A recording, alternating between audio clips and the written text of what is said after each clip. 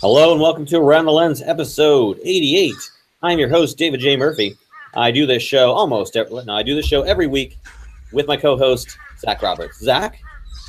I do it almost every week. That's usually the line, the subtle, passive-aggressive dig that you do at me for the times that I'm, I should have just said, hey, somewhere. I'm David Murphy. This is my show, and this is my co-host, Zach Roberts. Zach? I've done the show from hotel rooms. I've done it from literally driving back from Donald Trump rallies.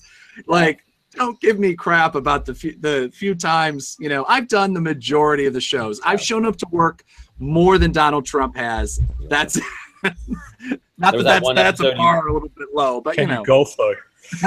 I actually golf very well, thank you very much. I can hit a 300-yard drive, whether it goes completely forward or it goes off to the that's a different story. But well, Around the Lens is a live weekly visual journalism show that I do every week with my co-host Zach Roberts and sometimes Ron Hamilton. He may show up later, FYI. But anyways, we're talking all about visual journalism on this show. We get a group of visual journalists together. We talk about news, topics, and gear related to our career field. Our panelists this week are Craig Stampfli and Daniel Schuler. Guys, why don't you tell us a little bit about yourself? I'll go first. Craig Stampfli, based in Brisbane, Australia, freelance photographer, and enjoying life down under. And by the way, if you're hearing that nice natural sound in the background that you maybe think there's one of those CDs or whatever that plays natural sounds, it's actually Craig's backyard or wherever he's calling in from. So it'll be whale music next time. Oh, beautiful, beautiful. I'll go to the beach. Maybe you can do one with an Enya concert or something like that. There you go. Meanwhile, Daniel is in an undisclosed bunker, it seems. Is Dick Cheney around there? I can't say. Is that joke too old at this point? Daniel, who are you? I'm Daniel Schuler. I'm a freelance photojournalist. I'm based out of St. Louis. Beautiful. And you were also covering the Charlottesville events, correct, with Zach? I was, yeah. Awesome.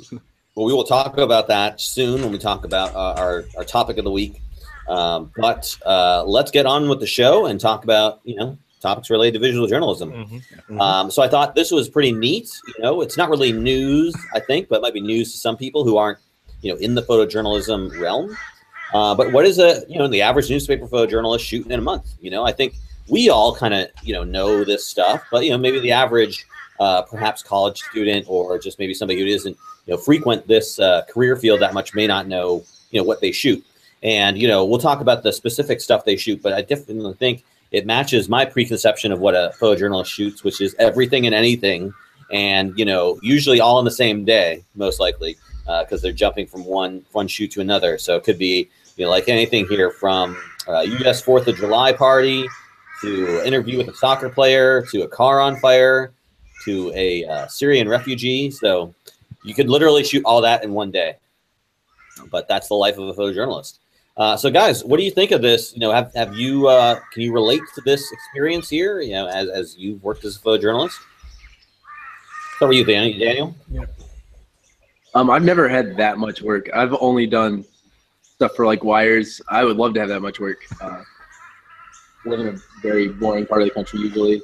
Not a lot happens here, so yeah. I understand. I can see how people could definitely do that, but I've never experienced having to do that many different stories, shooting that much stuff in that short amount of time.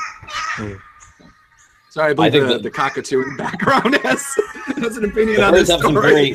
Some very strong opinions about this topic. It's like, well, I work very hard at my gaming. Sorry, John. Craig, I know this isn't. It'd be that loud. Craig, I know this isn't your forte in terms of what you do, but I mean, what do you think of this list here? Yeah, it was pretty impressive. Busy day. Yeah. Well, it's not one day. Like this list. No, that's in a month. That's in a month. Sure, that's fair enough. That's still a busy month. I had a look through the article and kept himself busy. Where was it? Estonia he works? Maybe. I think that's what it said, yeah. I thought he was from Estonia. So him and 5 guys or something like that. So right. It's busy work.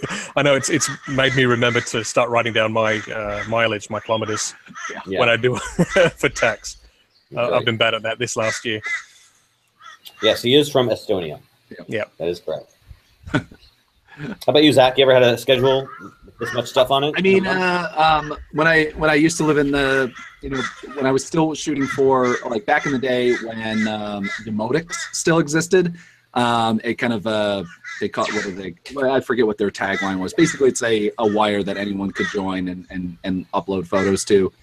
Before I got signed with Nerf Photo and Zuma, I would do a lot of this stuff, like just daily stuff that happened when I lived in New York City. If I had like a day off from work, from my usually B&H or one of my other jobs, I would just take photos of things that were happening, because I mean, just in New York City, you just walk by news events kind of every day, and you randomly might get either assigned or get the chance to shoot a film premiere or something like that. So yeah, I mean, I could see this. I mean, if you're a full-time, even if you're a full-time wire shooter, just a freelance full-time wire shooter, like that's all you do. Like, yeah, this is basically, you just scroll through the daily events. If you can get access to the AP news feed, which there's this like specific email that gets sent out, and if you can get it, basically you can make a living as a photographer. It's like literally like the gold, because this is what AP doesn't really like to send it out, for obvious reasons, because they spend a lot of money and time making sure that their photographers are at different places. But I mean, this is, you could probably actually potentially make a living as a wire photographer if you cover all these random things, because this is, these are like $1, $2 photos and different, funny news stories that people buy across the country, and or use as illustrations later on for, editorial stuff for later on. Yeah, this looks like a lot of spot news. We got somebody got shot, we got a car fire.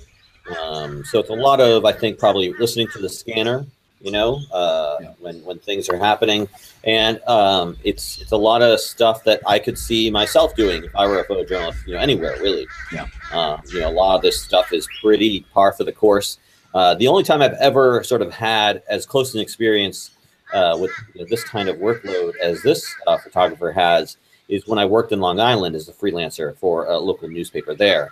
And that, instance, I shot, not as much stuff in a day, but I would shoot like a dog park competition, a bunch of dogs, jumping through, hoops and whatever. I would shoot a naturalist person, walking through the woods and giving a tour on the different leaves you can eat.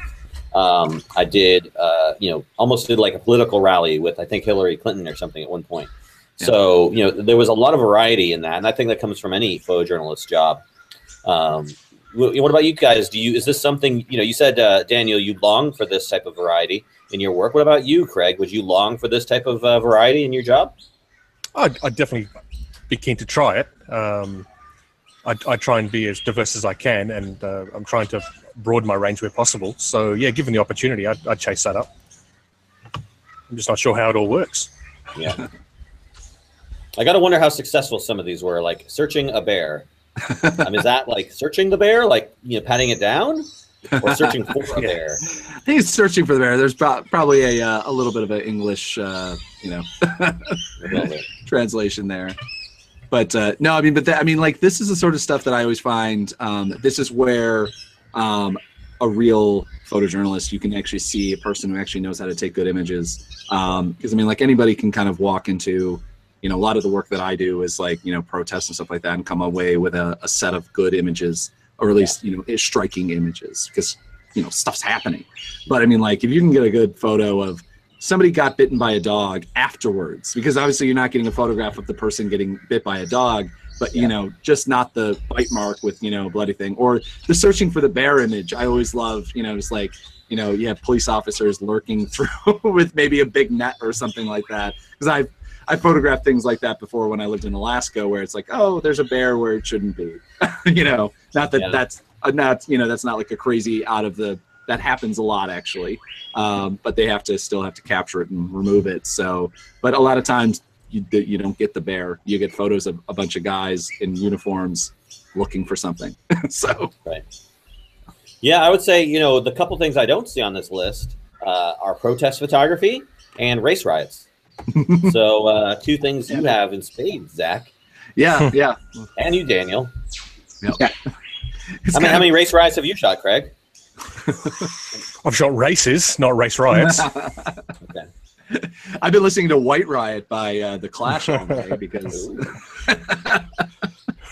somebody who was interviewing me got that stuck in my head. She's like, this is what I call a White Riot. And I'm like, White Riot, I want to riot. Anyway. Well, I think, before we move on from this story, I think 2 interesting things to take away. One is this guy is 25, and he's been doing it for 10 years. Yeah. So, I mean, this is, if you're in college for this career field, then, this is what you're going to be doing, pretty much in your local area. If you're not already doing it as an intern, which you should be, got to make sure you get those networking in soon, especially if you're going to graduate. But, I think this is great that that this small country like Estonia can generate this much content. If a small country like this can generate content, you have no excuse not to find interesting stories anywhere in America, in my opinion. Yeah. No, fair enough. A lot of stuff, good stuff out there. But all right, well let's go ahead and move on to our main topic this evening. Unless anybody else has anything to say about this. Okay. I will say that I really want to see the photo of dead bees on a field. I want to see how he shot that. Yeah. Like, unless you have a macro lens or something like that, like, you could get really fun. Our occasional panelist, Nick Curry, had finally got a hold of a tilt shift lens, and he's basically been shooting like everything with it, including his chickens he has in the backyard. So like that's like, to me, that's one reason why like I've started considering picking up some more creative lenses for those sort of assignments. Just because, you can shoot almost everything with a 24-70, but if you really want to actually have fun shooting something, you got to get like something fun, a new lens sometimes. But anyway. I played with an 85mm a week or so ago. Yeah. Now that's one of the next lenses I got to pick up is the Sigma 85-14. Okay. Yeah. This is I borrowed a Takina 85-14, and it was very sharp. Takina's awesome and very undervalued and very appreciated lenses. Not wrong. Which is good because they can stay quiet because then they stay cheap. Sure, that's right. Exactly right. Don't tell anybody about them. No. I will say, I was trying to look at their webpage, but it's all in Estonian. So good luck with that. I tried to find the bees. I could not find it. So I'm sure they're out there. What is bees? Is it Russian or is it Estonian? Anyway. Former, I guess. No, but the language, I mean. So our main topic we're talking about this week is getting paid. We talk about, trying to make a career as a freelancer or whatever you're trying to do, but you ain't going to be able to do it for long if you ain't getting paid. And thankfully, we have a panelist on the show who's been getting paid because he has a photo that went viral. So all it takes is a viral photo, and you can make a living off the job. Just get nonstop, nothing but viral photos, right, Zach? Exactly, yeah. That's all you need to do is just make sure you just happen to be in the right place at the right time, have the camera ready, and just happen to be there. Oh, and also, hopefully, Donald Trump doesn't tweet anything over the weekend that distracts the media from it. Or even better, like what happened with my story was Donald Trump kept tweeting about it. And so everybody kept talking about it because I thought, I'm like, okay, well, I got up to, I hit 10,000 retweets on this one image within, oh God, what was it? It was like literally while we're sitting at the Waffle House, like it got like 1,000 tweets. So I don't know if I mentioned this last time because Daniel was there in the Waffle House with me when I was doing the first edit of these photos. Me and Shay Horse and Daniel were there. And I'm like, is this a good image? I don't know if I want to use this image. It's not really that strong. Yeah. And both of them yelled at me. And so I posted it and I was like, okay, it'll go off in the rest of the, vestiges of images that I think are, worthwhile. And then nobody ever sees the light of day. I can't remember how many images from Occupy Wall Street must have posted that I was like, this is the one. This is the one that's going to finally get me paid. And yeah.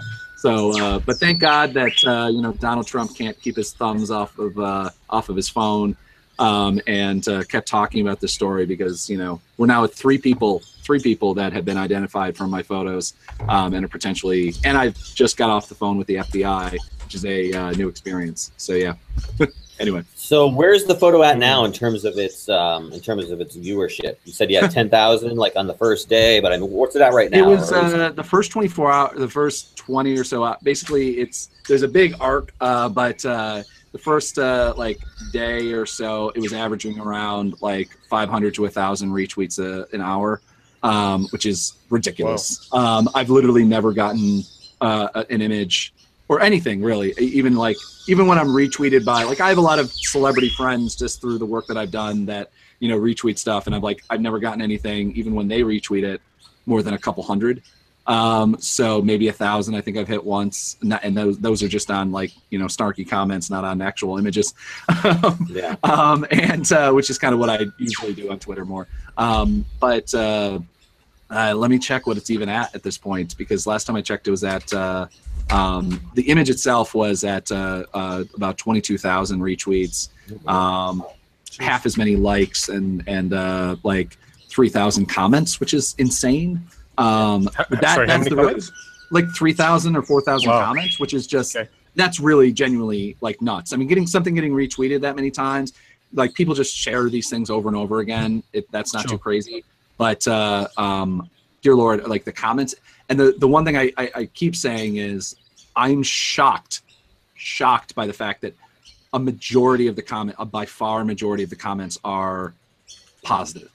And I posted on Facebook somebody telling me to do something with another man as one of the worst, and I'm putting up big quotes, threats that I've gotten. And I'm also shocked at, and of course I don't want to poke the bear too much to, you know, but I haven't gotten a lot of threats from it. I know that DeAndre, the young man who was assaulted, has gotten a tremendous number of threats.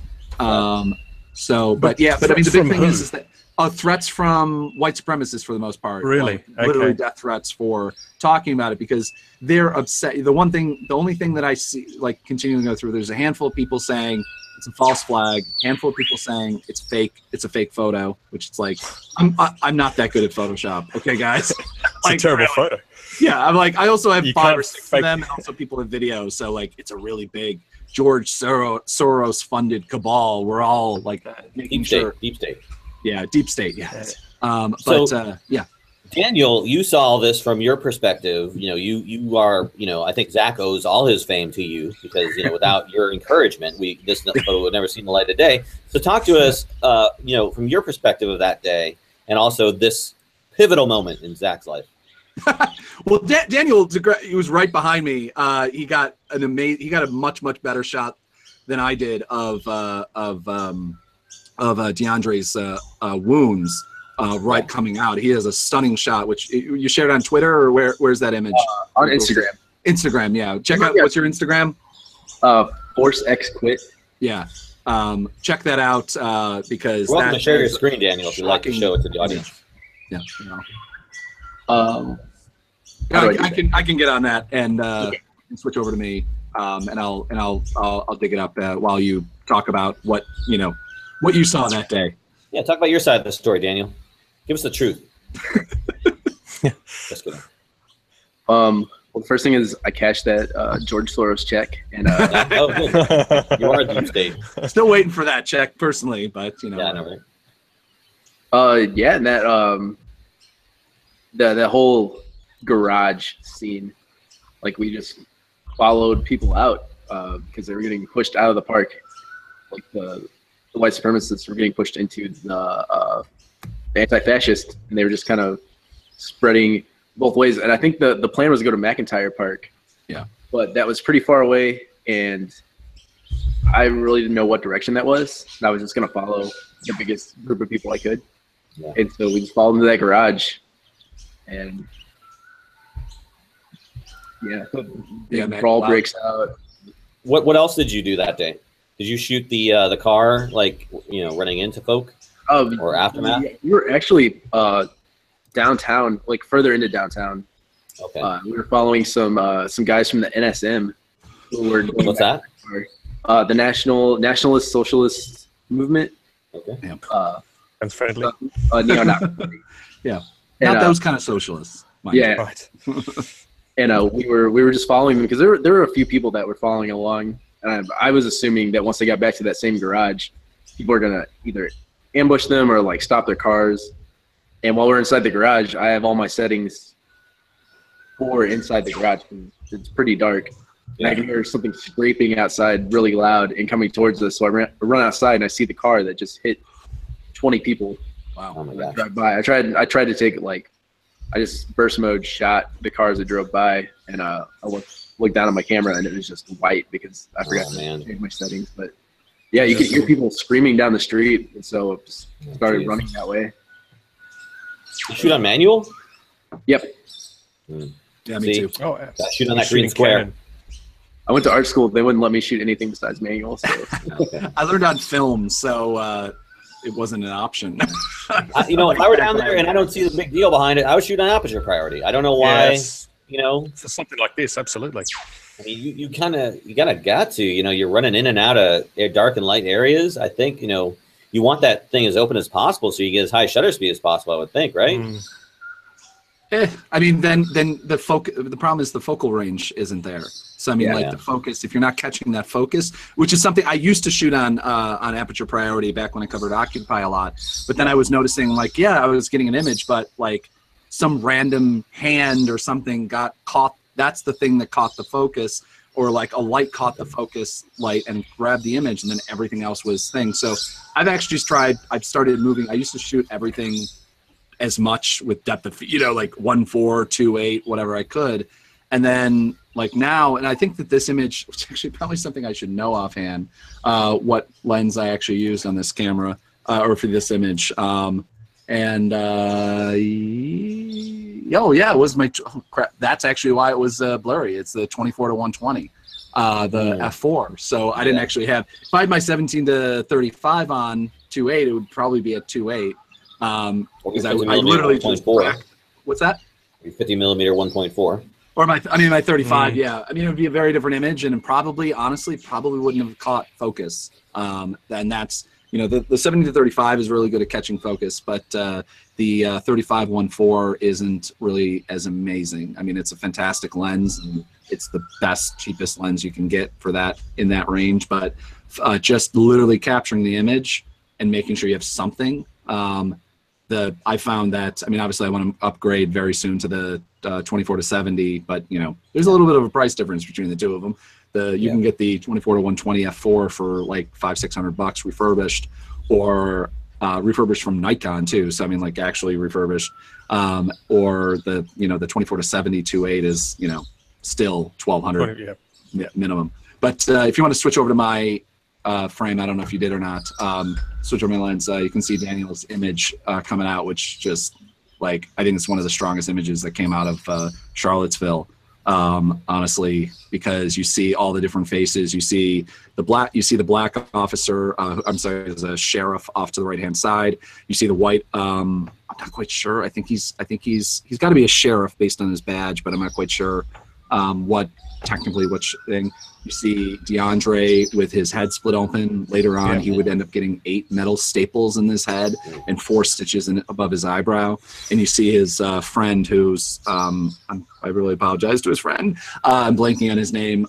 Who came in and kind of like cleared out the crowd. This one guy, like just to the right of DeAndre, with the Chicago Bulls hat on, basically is the guy that cleared out like 12 white supremacists out of the area. Like he came running in, and like this is how, like, it's something I've made emphasis on a lot of my interviews. Like this is how, like, chicken swear word that these white supremacists are. Like when confronted, they run away like little cockroaches. But they had a when permit. the light turns on. Oh yeah, but they had a permit. The problem is that even before the permit started, which I think, Daniel, we were about to start talking about, the guys cleared the park. So literally once, I don't know if they had a permit. I don't know if anybody knows if they had, or if you know that they had a permit to march at all, or whether it's just in the park physically, because the police cleared the park before noon, which is when the permitted rally was supposed to start. Right. Because I mean, we got there. I'm trying to remember if you came in with us, Shay and I. I got there. Yeah. We got there like 11:15. I got there like 11:15, 11:20 or something. And basically crap was already going down. Things were being thrown. Like, look through I haven't posted as many images as Daniel's got up there, but he's got like some fantastic images. Well, not fantastic in the terrible again in photojournalist terms. So can you share your screen so we can see the photo? Oh, I'm sorry. I thought you could switch. I thought I did. I'm on Daniel's Instagram at the moment, just cycling through them, and they're very impressive. Yeah. 1 second. I will. I'm not going to follow you. Follow him, for God's sakes. Daniel, how many iconic viral photos did you get?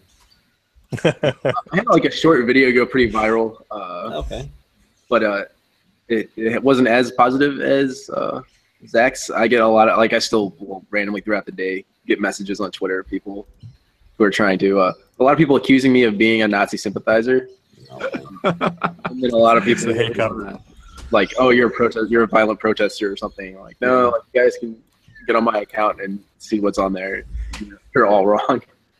Well, we're talking about getting paid for this stuff. So talk to me, guys, about, as much as you were willing to talk about with regard to how the payment process went, for this shoot for you, and, whatever you want to say. Obviously, Zach, you got much more attention than probably Daniel on your photo.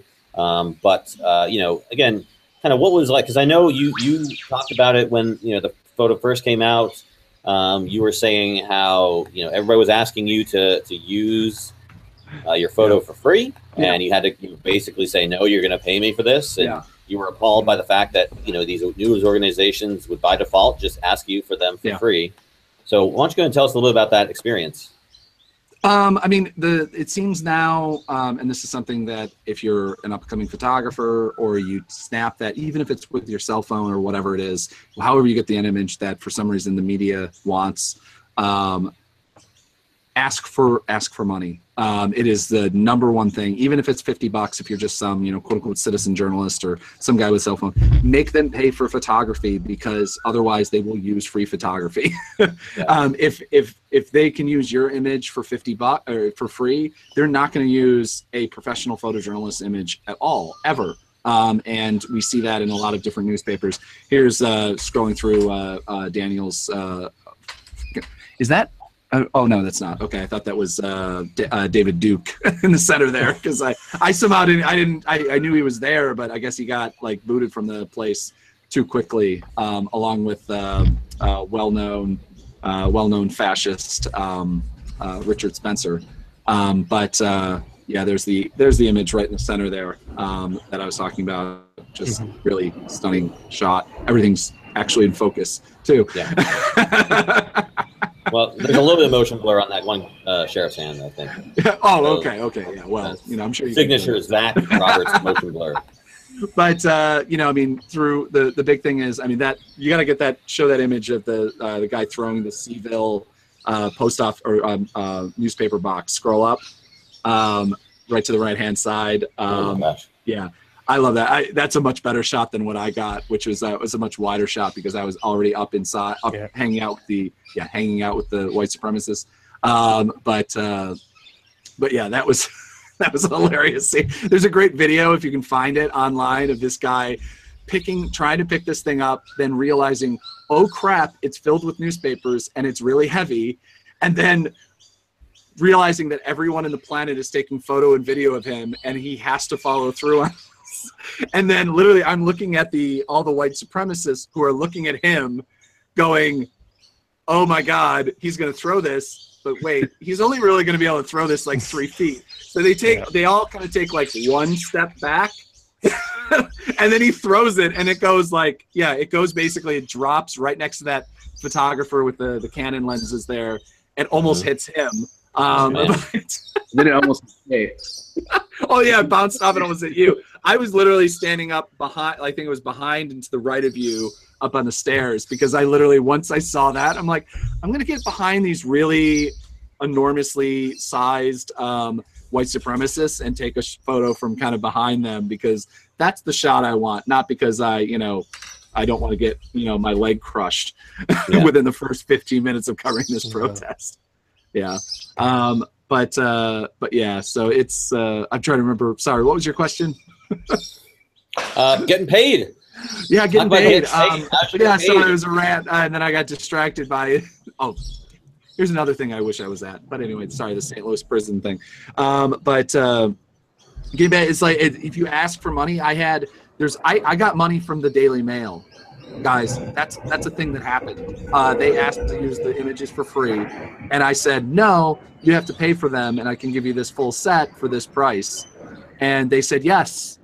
So even the Daily Mail, which any working photojournalist knows that they would much rather take the embedded tweet and then screenshot it and do this whole thing, and they are well known, one of the biggest abusers for stealing photojournalist work, but they pay if you demand it. And maybe you miss that publicity moment or whatever, but honestly, I can tell you I've been working in photojournalism for 15 years now, and publicity doesn't pay the bills. So there's a quote I always like to attribute to Alaska is, people die of exposure. So like exposure doesn't help you realistically in any way, shape, and form, unless you're selling a book. Look at it, if you're selling a book or you're selling some product that, getting you on TV does it, which I used to do. I did documentary filmmaker and things like that. So if I have a book promotion, yeah, maybe I'll give somebody an image, for free, just as long as they do this they get me on TV. And, like I had the instance, which if you follow me on Facebook, you'll see, I had Democracy Now!, a well-known progressive news outlet that has 2 million viewers. That image is freaking fantastic, of the woman with a massive Nazi tattoo flipping everybody off. But that's pride when she does. Yeah. So you got to watch. By the way, if you're listening to this, go to the YouTube page and actually watch this episode in particular, because we're actually showing images that you should be looking at. But Democracy Now!, a massive progressive outlet that talks about, fair pay and $15 minimum wage and everything like that. They interviewed me, did a pre-interview, was going to book me, and then they canceled me at the last second. Had a well-known and guy who I love talk about, general, politics and stuff like that, and talk about talk about Charlottesville and white supremacy and everything. And then they showed a 2-minute long clip that I had sold to the LA Times. That LA Times, that's a fantastic image, sorry. But that they had no rights to, aired the entire thing and didn't have me on and didn't do anything and didn't credit me. And so, like, I'm going to go after them. But this is one of those really big things that I can't emphasize enough, that if somebody asks you for money, even if you're not a professional photographer, if you're just an amateur and you got that shot, ask them for some money. Ask them for 50 bucks. And if they don't want to use it for 50 bucks, then then it's not worth it. Every news organization has 50 bucks. I pay for my little news sites that I run, VSU News and the Mudflats. I pay journalists at least 50 bucks. Friends of mine who I'm like, I'm happy to take your second or third, helpings of photos if you send me some photos. If you can't afford 50 bucks for imagery, then you shouldn't be a news organization. That's the end of the story. At least ask for that. Day rates though, like if somebody's taking a bunch of photos from you, or if it's a viral photo, like something that people are really sharing, you have to demand at least 250. You have to demand whatever you would ask for a day rate, because that may be the only hit that you get of that day. Because once it goes on a TV news station, everybody else may just embed that video. Like I've had that happen. I did a long interview with KABC out in California. Really great interview. They talked to me and helped me, promote other things. So I actually didn't end up charging them for the imagery, but they interviewed me and they had me on and they talked really highly as me as a photojournalist. So I'm going to let them do that. And that's already been embedded in a couple different news sites, as opposed to them buying my interview with DeAndre I did on the next day. And, you got to remember that, photojournalists, I had 4 nights in hotel rooms in it ended up being a very popular city because every journalist was there. To cover, not including driving or, including everything, probably, I paid $1,000 probably to cover Charlottesville at the end of the day. And if you don't make that back, one way or the other, then that's not including time. That's literally hotel rooms, gas, food, the fact that I left memory cards, at somebody else's house that I stayed at. So I literally had to walk into Best Buy and buy memory cards, which, you know how pricey that can be. But you know, you have to charge money always. Let me ask Zach, had you not gotten that photograph, would you, I mean, because I know, you know, we've talked about what you charge, and it sounds like you're going to make a little bit of money off this, not a huge amount, but you'll make obviously your cost back. Yeah. Had that photograph not existed, would you be in the hole for this, or would you eventually make your money back? No, I'd probably be in the hole. I mean, maybe on the wire end, just because a lot of the, like, we both covered the what was it called, the Tiki Torch March, and those photos have done really well, because there was only like maybe like 7 or 8 photojournalists that actually were there. We just happened to hear about it first, so we were able to kind of catch that imagery that nobody else did. So I think all of our, Daniel, you were there, right? Yeah. Oh yeah, I'm sorry. Literally, remembering that weekend is a little blurry. It's completely, I think, for everybody. But you know, me and Daniel and Shay, I think we've all, I don't know how you've done Wire or anything like that. Are you even uploading to Wire now? No, I don't. I'm not on anything right now. So the only money I've made so far, I've made like I was shooting video in between shooting my skills, and I made like a compilation and threw it up on YouTube. And I haven't signed all the paperwork yet, but I just sold the whole package to somebody. Nice. So it's not enough to cover all my costs for the trip, but and it's kind of strange because it's video, and I don't really do that much video. Yeah, no, it's weird. Usually the video stuff that I shoot is the stuff that people get interested in, and the stills, they're like, I'm like, I have a whole bunch of stills, and they're like, oh, that's nice. We'll take video though, because they want it for some larger other piece or something like that. But you know, my video with the guy's head busted open got embedded everywhere. Like LA Times used it. That's probably the biggest place that used it, but I mean, probably 20 different websites. Well, the first thing I go through whenever I've only been asked to use my imagery a few times, and then the one time I was asked to use it, I said, okay, well, pay me for it. And they're like, well, we can't pay you for it. I'm like, okay, but we'll give you exposure. So I was like, whatever. But because I mean, like, if they're not even going to try to offer to pay, I mean, nobody else is asking me for this work. So I figure, okay, I'll have my website, published in this little small town magazine. Maybe I could push back on it, but they said, okay, well, if you want us to pay, we're just not going to publish it. So I'm like, okay, I could just put it there at that. But again, I was trying to raise awareness about my work. It was only, a few photos. But yeah, I mean, always try and get paid for your work. But what I want to say is, when I was initially asked what I wanted to, if I wanted to sell, I was trying to figure out the price. How do you figure out how much to charge people? Because you went with a flat rate, Zach. Yeah, no, well, for me, I'm not going to get into details now. If people want to, DM me privately, I'm happy to discuss things. I just don't want that public. Yeah, you don't have to talk about the exact number. So, but there are different. For me, if they only want if they only want that individual image, there's a rate. If they want, these are not real images. These are not real numbers. I just want to express that. I'm just saying there's a percentage. So let's say the individual image is $1. Obviously, it's not real image. Maybe on my Wire, they're probably selling it for $1. But I'm sure everybody's getting it for $1. But that buys it. I'm sure when it got on the cover of the Daily News, it was I'm sure I made $15 on that. That's like 7 cents of that. Tell me about that. The fact that they didn't contact me kills me, because obviously, but anyway, but say it's $1 is the one image, but then I immediately offer, and this is kind of like where you work with negotiations. I mean, like, immediately go have a set thing. If you have a photo that goes viral or just in general is really popular, or you think that's really special, immediately think, I want to sell that image just alone. This is how much I need for it. And then a different thing where, look at you, I have all these other images that you can use. Let me give you it for $2. I can give you everything. Oh, and by the way, if you're on TV, it's $3, because TV has a different different nature to it. Not only do they usually have larger budgets, especially for video and photo stuff, and they'll air it more often and as a wider audience. I mean, all these different things.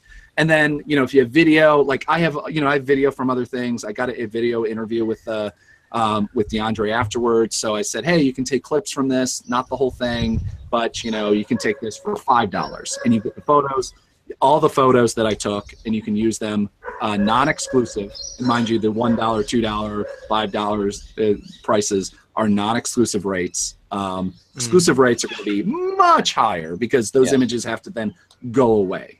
And only for a time period, a short time period. Also a time period, but you know what? Nobody's going to care about this in 2 weeks. I hate to say, like, I hate to, you know, maybe history book. Oh, I hope to God history books. I hope to God, you know, people will be actually talking about this day in time as a moment that, hey, look at how racist our country used to be, and we can use this, and these will be the new images. I mean, the time is a factor in your deal, right? No. Sometimes it depends. It depends on pricing. It depends on the publication. When it came to this viral image, for the most part, I literally was trying to do edits, trying to do writing, and trying to do all this work at the same time. At the same time, continually getting, you know, the problems of a working photojournalist, freelance photojournalist wants to have, where it's like I can't answer people quick enough on DM because most people are, you know, contacting me through direct message on Twitter. So basically, I was just literally loosey-gooseying it on contract details. A handful of places, you know, do it. Once it's out there, once you paid for it, I'm not the type of person. You can decide yourself on whether you want to be the person that's going to be one-time use, whatever. I tried to work out a couple places with one-time use, and they were like, I want to be able, because this is an ongoing discussion. So if somebody's going to pay, you know, the $2 price for it, or the $500 or the $5 price for it, then they're really going to want to be able to use it again, because this is not this is not one story. This is an ongoing investigation. It's all these things. So I completely understand that as a person who's, you know, edited, you know, news sites and stuff like that.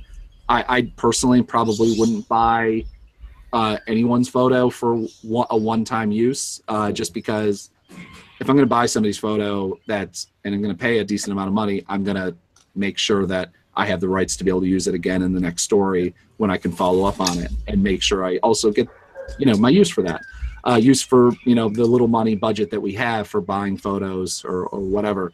So I mean, do you ask for a like certain number of times, or do you ask for a time length? I mean, this time I literally was hauling butt through negotiating things very quickly and getting yes or no's before I could do anything. And I literally had Dropbox links that I was like, here you go, boom, go for it. Okay. And I'm like, if anything, if I have problems later on, I'm finally hiring a copyright lawyer, and I'm copyrighting these images, which, by the way, if you have a viral thing, get a damn copyright on that, which is something that I failed at doing lots of times. Julie Dermansky has been screaming at me on any time, because if you follow her, you should follow her on Twitter. She's and on Facebook, she's a fantastic photographer, but she is to say the least, a stickler for copyright and a stickler for watermarking. She's literally the reason why I still use Lightroom for everything, because everything I put out, if it's released on the internet, it has to be watermarked. Otherwise, it's gone. Yep. Is it too late to copyright after the fact? No. Okay. That's something I've discovered. So if people have stolen the image, I found a couple places. Obviously, I'm copyrighting video and photos, so it is copyrighted. It's still my possession, so I still have all the power. The fact that I own the images, I've not given even when the AP bought one of the images, I made sure that it was non-exclusive use. My understanding though is I screwed up on that. That's the only one that I screwed up on negotiating wise, because I went too low. But now it's bought by the AP, and I have a little. I shoot technically all these photos, or, you know, kind of shot for a small progressive news site, which if I want to enter these things in awards ceremonies, I don't think I have a chance in hell if it's, you know, through nationchange.org. You never see any independent. I mean, like, literally, I remember our Pulitzer episode. You see anybody talk about anybody be like, oh yeah, just I was an independent photographer for a small little tiny publication. No, it doesn't happen. So hopefully I get to, I don't know if I actually get to do that, but if I get to submit for awards, I can say, through the Associated Press, or maybe even through the, you know, LA Times or something like that, which is what I'll be doing. I don't care, you know. So Let me ask this, Zach. Are you getting like paid directly by the people who are asking for your image, or is this something where you have to invoice them? And no, then everything's wait 6 invoicing. months? I mean, there's a handful of places there's super small, like that'll just people that I personally know would be like, oh, here's money, Right. PayPal or something like that. But everything is invoicing, which is actually a big problem right now. I literally just got a publication yell at me because I haven't sent my W-9 in yet. And it's been a week. They were literally like the first place to buy it, and it's the only place that actually I gave some level of exclusivity to, just a location exclusivity, because one of the attackers of DeAndre is from Cincinnati, and it's a Cincinnati publication who said, hey, would you mind doing this? And I'm like, you guys got it. You guys paid my rate, and you didn't even question for a second. And also, you've been super nice. So, I mean, there's also those things, for me, there's also, and I think everybody can kind of talk about that. If you get, like Cosmopolitan magazine wanted to buy the image, and I'm like, I'm going to give you a little bit more friendly rate because I really want to be in Cosmo.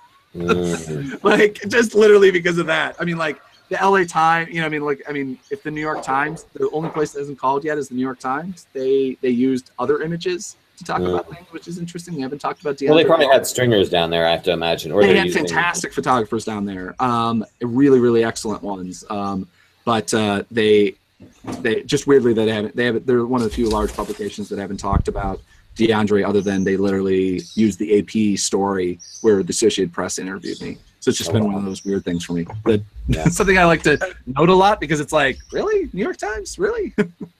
But now, Daniel, with this, sorry, carry on. Okay, great. I was just going to ask. So you've taken the photo, you've then put it on your laptop, you've quickly edited it, and you've put it out on Twitter, and that's how the image has gone viral, and then that's how you've been contacted for the full-size image. Yeah, pretty much every single person has contacted me through Twitter. There's a handful.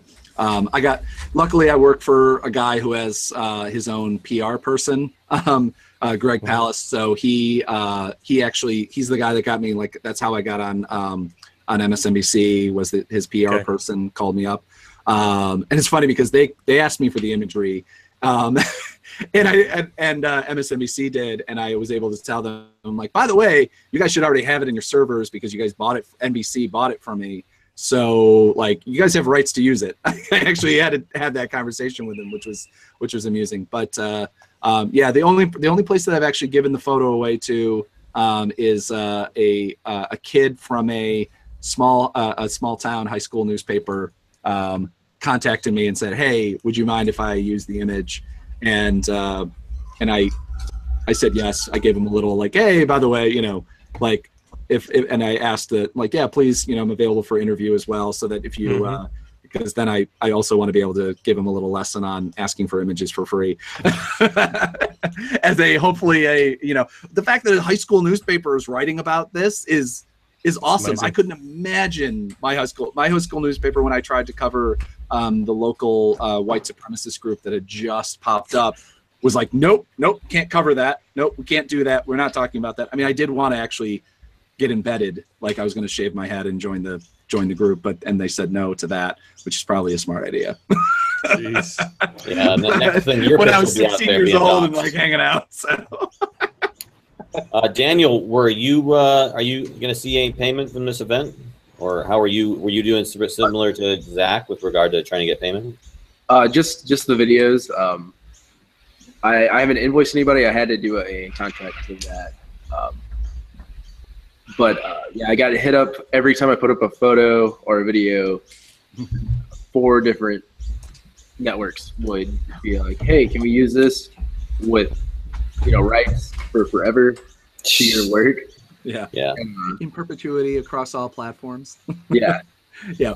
And here's the thing: if you are going to give away your stuff for free because you do want the exposure, don't give it away without a contract. Don't give it away forever. Yeah. Give it one-time use on one website, whatever, one story, and that's it. If they want more, they can pay for it. Yeah. Craig, how do you get paid? I invoice. Yeah. And at the moment, I've got a few, probably about half a dozen invoices. I've just been away for about 10 or 11 days. So I normally 10 or 11 invoices chasing or in the system. I'm down to about 5 or 6 at the moment, so just not much of a backlog, but happy to say I've got 100% strike rate at the moment of always getting paid. Oh, good. It sometimes takes from 1 or 2 customers several weeks. 9 weeks, I think, is the longest I've had. But yeah, I've been paid for everyone so far, so I'm happy with that. Yeah, that should be the norm. It should be the norm. I was going to ask what you do when people don't pay you or don't, respond to your invoice, but maybe that's something I should pose to Daniel or Zach. Yeah. Well, for me, it's just a case of like, look, this is still outstanding. Can I get paid soon? Oh, yeah, no problem. We'll sort you out. So. Do you offer like a discount if they pay soon or a penalty if they pay late? No. It's it depends on the customer, but I mean, a lot of this is for the real estate stuff that I do, and so some real estate companies, it takes a bit of time for their system to kick in. Yeah. So one is typically on the 20th of the month they always pay, but I might put it in on the 6th, but it'll be the 20th of the following month before I get paid. So occasionally I have to sort of raise a little bit of stick and say, hey, you haven't forgotten again, have you? And oh no, we'll pay you. See, that's something I've been thinking about adding to my invoices. I just keep forgetting. I forget who it was that I follow on Facebook, which photographer had actually said that she was starting to offer a like 5 or 10% discount on all invoices that paid within like 2 weeks. And then vice versa, if paid over a month, it's a 10% increase every month or something. Yeah.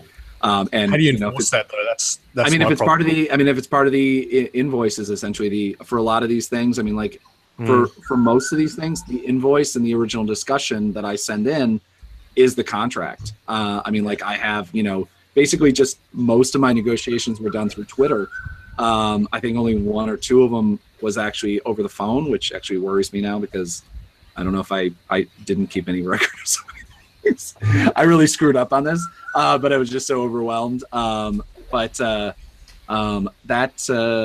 If you put it in your contract, if you put in your invoice, then that's a thing. I mean, obviously it helps if you have some sort of lawyer or something like that to back you up, which you gotta find that out. But that I think should start really becoming a standard practice for most people, because I mean, New York City has finally instituted I'm not quite sure how they enforce it, but a thing where freelancers need to be paid within 30 days of invoice. It's like a New York City bylaw. I don't know what it would technically be called, but like that should be a nationwide thing. I mean, 30 days is insane. I mean, you wouldn't work unless you get paid monthly. I mean, I guess but I mean, like, I don't know anybody who gets paid like 60 days after they do a day of work.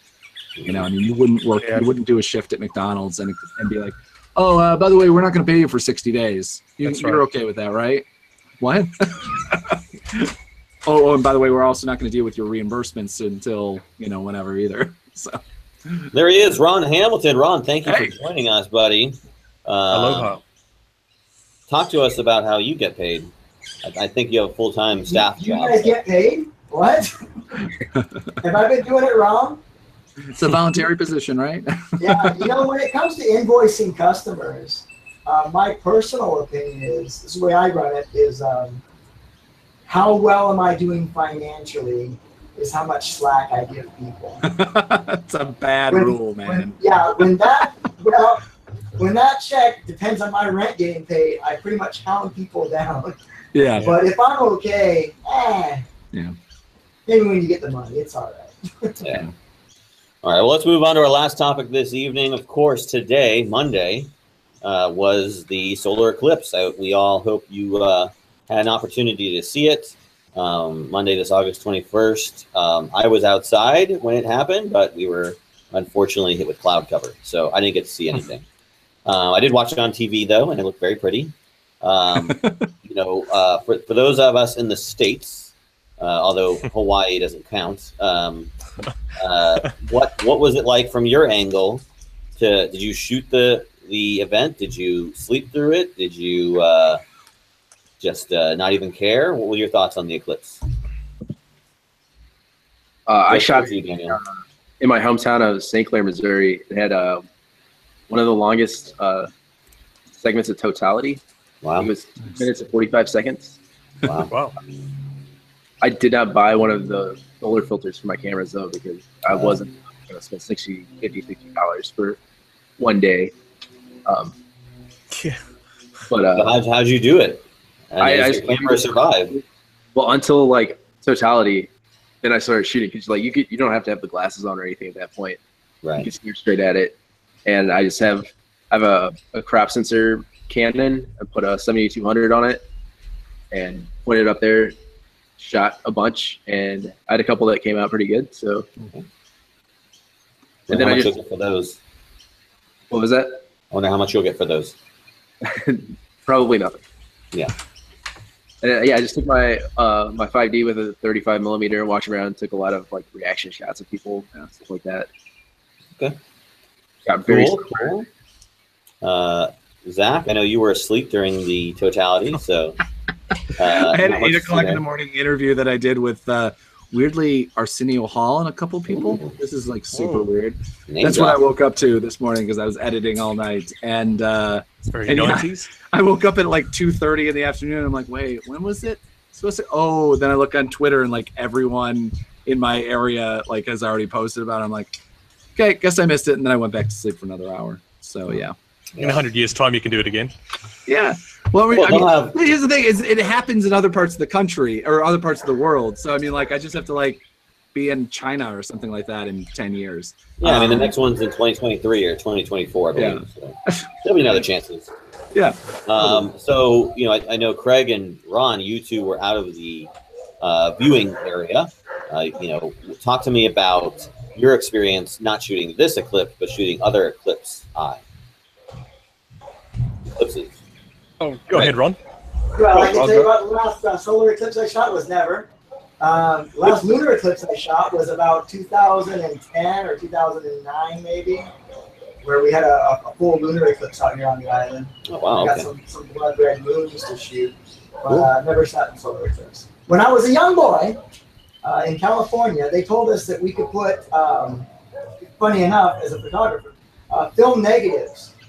They said, you know, if my fourth grade teacher says, if you take film negatives, take 3 strips of film negatives and put it over your eyes, that's dark enough to look at the eclipse. Whoa. And I was sick that day, thank God, because I think I might be blind right now. I don't know. Jeez. But that was the last time. That was 1978, something like that. So I don't know. You could look it up. That's the last time a full solar eclipse was in my lifetime. Okay. In my viewing area. I have heard that as well. So I think that actually that goes through. It's actually weird to me that I mean, I guess no one shoots film anymore, really, so they didn't really talk about that too much. But I have heard that before. So I also heard today somebody said a CD. If you take a CD with a colored, not the silver ones that we burn images on, but like a music CD as a colored thing, you could look through that. They were saying. Once again, I wouldn't try it. I wouldn't risk it. No, I looked at it through a box until the clouds cover made it impossible. So I had it going through a little pinhole in my box. see, I think that the reaction shots of people looking are so much better than the actual images. I mean, like some people got some really incredible. Like you should go check out Doug Strickland's. He's in Tennessee, so he's right in the right in the core thing. He got an amazing shot of it. He just posted on his Instagram and on his Facebook page. But the reaction shots of people like holding up cereal boxes to their face and looking up to the sky, just to me, that's the image that's going to last. That's the image that in 20 years is going to be that people want to look at, not, what looks like, I think almost every eclipse image looks vaguely photoshopped or looks like some NASA photo. And also like I feel like it's one of those things too, unless you're a person who knows how to shoot this stuff, it's your image is going to be potentially subpar unless you get lucky. So like I think that if you shot the reaction shots of this stuff, I think you're really in the right if you're a photojournalist, just because you have to be a master at this stuff too. I think like research, spend the ridiculous money filters and stuff like that, and it's just like, yeah, no, go for that. I'm gonna hope that somebody shot this in 8K. and I can just watch that. You know, somebody shot it with a drone. Somebody, we're waiting. yeah. All those videos Oh, are yeah. going to be coming out on Petapixel and every other else. Like, look at this amazing 8K or 17K drone shot, slow motion eclipse time lapse of. Well, I saw some this morning of because it's morning for me, tomorrow for you guys. Yeah. And Jim Harmer from Improved Photography, he had his kids up on ladders, mucking about, like grabbing it and doing all sorts of stuff, and some very clever. So again, sort of reaction shots of playing with the photo of with solar eclipse. Yeah. Look really, really cool. Yeah. Rather than just the eclipse itself. Yeah. Yeah, I think that it's going to be out there. I was watching a 360 live stream at one point, and then watching it on TV. So I'll be curious to see, like, what different mediums we shot this with, and what different mediums we'll shoot it with in a couple of years when it comes through again. Awesome. Maybe it'll come to Australia, and then you have to give us a full report. When it comes this way, I'll do my best. I'll get the film negatives out and put it across my sensor or camera lens or something. Yep, that's the way to do it. And then we'll start that GoFundMe for your, your Well, blind. I'm like Daniel. I'm not spending a bunch of money on a filter for one day. Yeah. God. I thought about trying to shoot it, but again, it wasn't much of anything from my angle. And I figured 1 million people are going to get 1 million better images from that than I am. So I wasn't willing to drive 394 miles north to be in the totality, unfortunately. But I remember Halley's Comet years ago when that came through. How was that? Good. I wasn't a photographer then, but I do remember as a young teenager we would go out, and because we had a particularly good view in the southern hemisphere, and for a couple of weeks, from memory, you could see it shooting across the sky at night. That was the cover of my kindergarten yearbook. Was wow. Halley's Comet. Okay. Well, I distinctly remember that because that was the thing. It was like Mark Twain quotes, and because I guess Mark Twain was alive when the last cycle of the previous. So like, every 75 years or whatever it is, 76 years. yeah. But yeah, it was just. Anyway. I'm not going to give away my age. I always remember the shot. That shows the comet going by, and there's somebody catching it. Oh yes. And that's always a fun shot. Yeah. All right, well, let's wrap up this week's show. Craig and Daniel, is there anything you guys want to plug before we read a very I'll plug Daniel at danielschuler.com. Oh, wait, it's not that kind of show. Oh, hey, yeah. You can plug each other at the same time if you want to. There you go. We're going to lose that family-friendly listing. No. All right, So, well, Craig Stampfli or Craig.Stampfli on Instagram, and www.stampfli.photography for the usual stuff, contact details. All right, great. Craig? I'm sorry. Daniel? Yeah, I guess danielschuler.com. I post all my new work onto my blog. My Instagram is 4sexquit. I made it when I was a graphic design student when I started college. And, never changed it, so now I feel Good stuck for you. with it. All right. Well, if you want to find out anything more about me, Ron, or Zach, you can go to aroundthelens.com. For Craig and Daniel, I am David J. Murphy. This has been Around the Lens, episode 88. You can find us on all the social media channels. Please like, subscribe, rate, and all that good stuff. And we are out.